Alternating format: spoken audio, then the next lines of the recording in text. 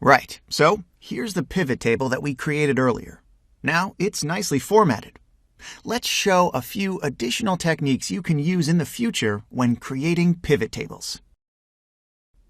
If, at some point, the numbers that served as a source for our pivot table change, this wouldn't affect it, and it will continue to display the same figures that it showed when it was created. Pivot tables do not update automatically when their source is updated. This is something that we have to bear in mind every time when we decide to use them.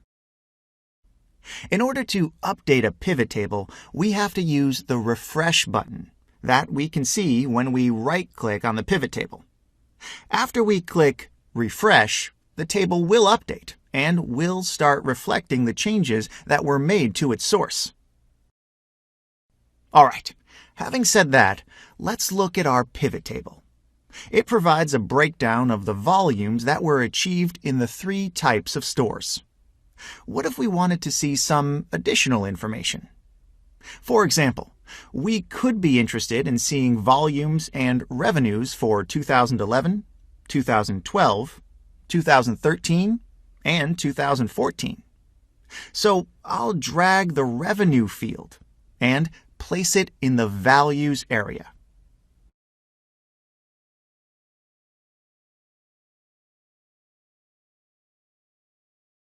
As you can see, the pivot table was immediately updated. And now it contains volumes and revenues for 4 years. If I would like to see revenues first, I will simply place them above the volume field in the values area, and the pivot table will be updated. This is how we can arrange items within pivot tables. The title row of the table looks a little odd right now, doesn't it? It reads sum of revenue and sum of volume. If we want to change the names, we can do it by selecting one of the cells that contain the title name, right-clicking on it, and then selecting Value Field Settings. And here, we can customize the name of the top row of the table. In this case, I'll change it to Sales. And voila! The name was updated for the entire table. We can do the same thing for volumes. I'll select the cell, right-click on it, then click on Value Field Settings, where I can type a new name. All right, perfect.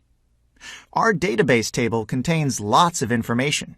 It shows the type of store where a product was sold, a product group category, the firm that produced the product, and so on.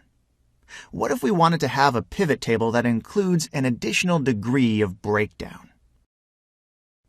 Currently, the pivot table contains a breakdown of sales and volumes that were obtained in the various types of stores.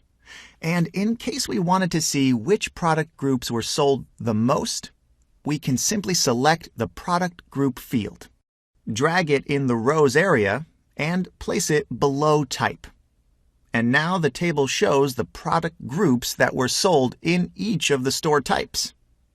If I change the order of the 2 parameters, the table will adjust accordingly.